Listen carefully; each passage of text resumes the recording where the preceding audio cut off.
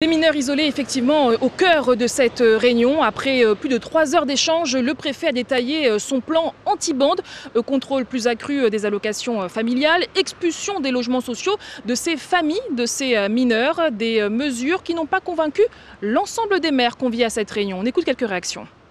Je ne dis pas que je reste sur ma faim parce que c'est juste un début de travail aussi. On doit comprendre que vous n'êtes pas satisfait en tout cas, M. Béziers. Comment ? Vous n'êtes pas satisfait de ce qui a été dit dans cette réunion, ce qui a été proposé? Non, je ne dis pas que j'ai perdu mon temps, ce n'est pas ce que je dis.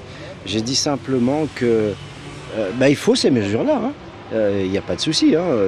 Ces mesures-là peuvent être complémentaires. Mais après, j'attends aussi d'autres mesures. Donc c'est pas suffisant. Ah non, pas du tout. Là, on était beaucoup sur des volets d'ordre administratif.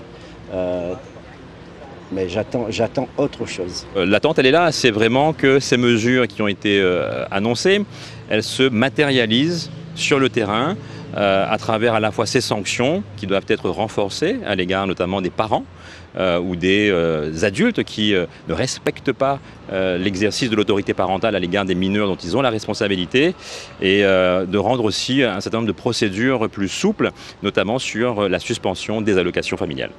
Autour de la table également, le président du département, lui, compte bien participer à l'effort et apporter des solutions face à ce qu'il qualifie de parentalité défaillante, un effort qui se doit d'être collectif. On écoute Cyril Melchior. Nous avons nos travailleurs sociaux qui sont aux quatre coins de l'île, dans tous les TAS. Nous avons les travailleurs sociaux. Vous avez aussi la CAF qui déploie ses propres moyens. Vous avez les services de l'État, l'éducation nationale qui fait du repérage à travers les enfants qui ne fréquentent pas les écoles. Donc il y a un travail à plusieurs niveaux entre éducation nationale, CAF, d'autres institutions et nous, départements, travailleurs sociaux, pour repérer, accompagner et faire en sorte que les problèmes s'arrêtent, quoi. Une première réunion plutôt constructive, mais les élus attendent tous une mise en application rapide de ce plan anti-bande.